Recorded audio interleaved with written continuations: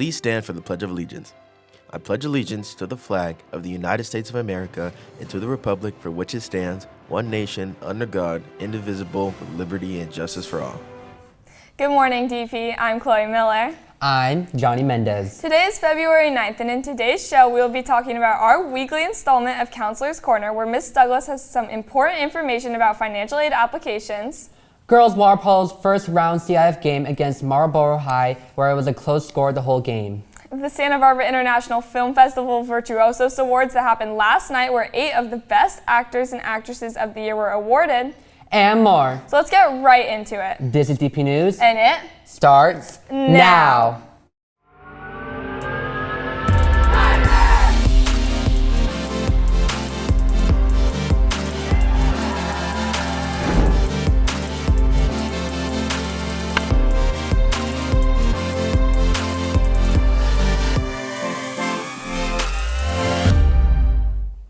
Attention juniors and only juniors. If you're interested in joining leadership as a senior for the year of 2026-2027, there will be an informational meeting today during lunch in P2. It is not mandatory but recommended for all that want to run, so be sure to show up. If you're a senior, you all know graduation is coming quick, and so is Grad Week. Grad Week includes ice skating, movie night, senior breakfast, and you'll finish off the week with a trip to Disneyland. Tickets cost $300, and if this sounds fun to you, then head to GoFan and buy yours now. Also, if you're a senior, financial aid applications are due very soon. Here's Ms. Douglas with the details.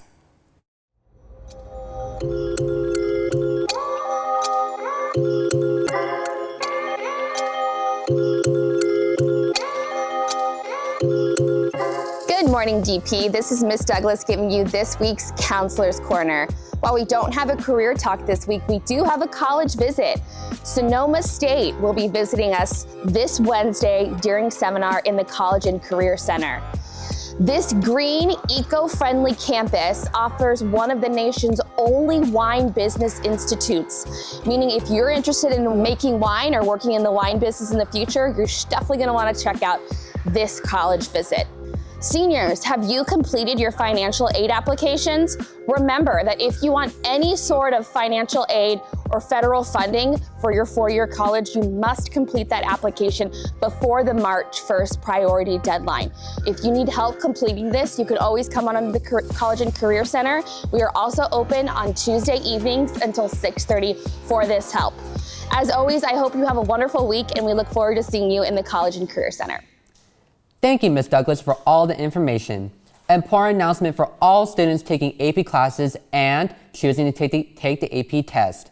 If you choose to take the test, you must register and pay for the test by February 27th.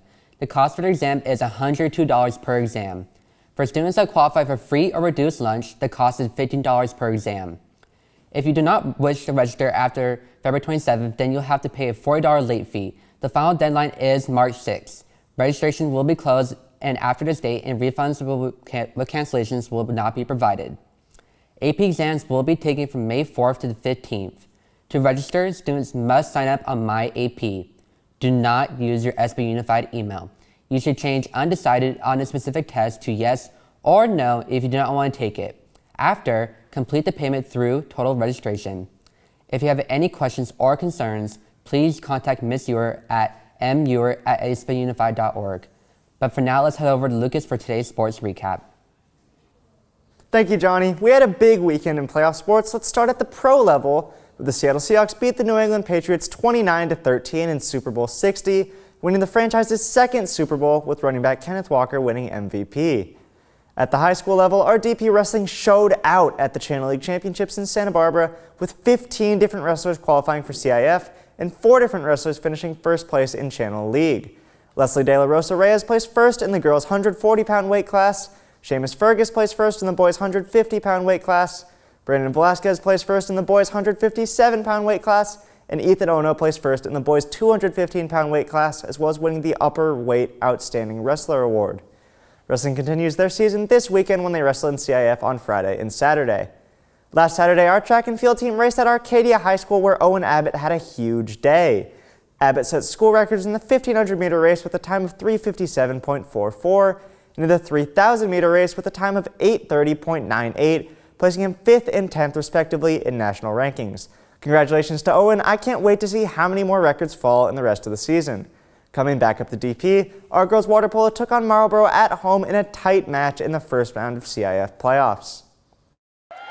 Last Friday evening, DP and Blue Caps hosted Marlboro in their CIF Southern Section Division I playoff opener. Marlboro scored immediately, winning the first sprint and striking within 20 seconds for a 1-0 lead. The score held most of the quarter until Lucy Watson scored off an assist from Talia Marshall with 2 minutes and 2 seconds remaining. Watson's goal opened the scoring for the Chargers as she added 2 more in the first quarter.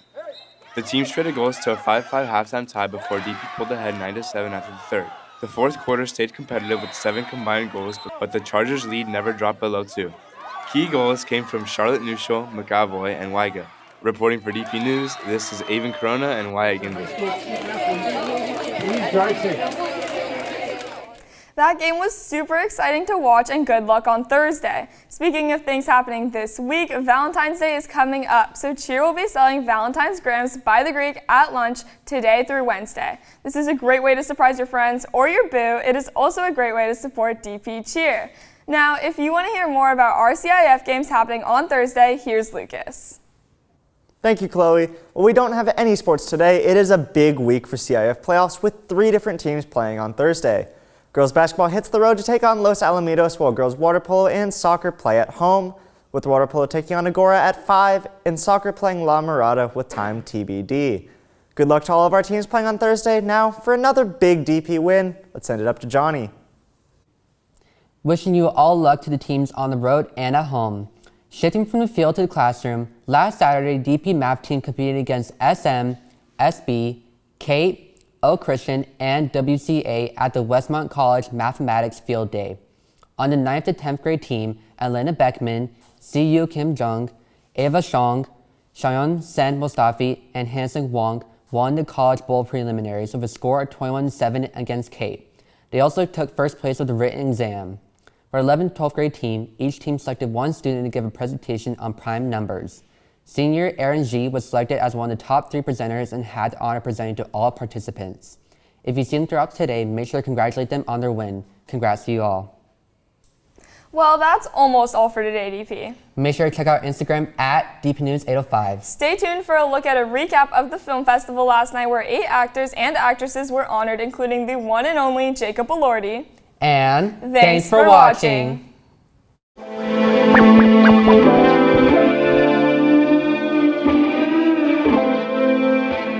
What's up, DP? I'm Micah Barnhart. I'm Tyler McCutcheon. I'm Chloe Miller. And we're here at the Virtuosus Award, where there are 8 honorees, and we're interviewing them all tonight. So how does being a young actor shape the way you approach a role like Willa?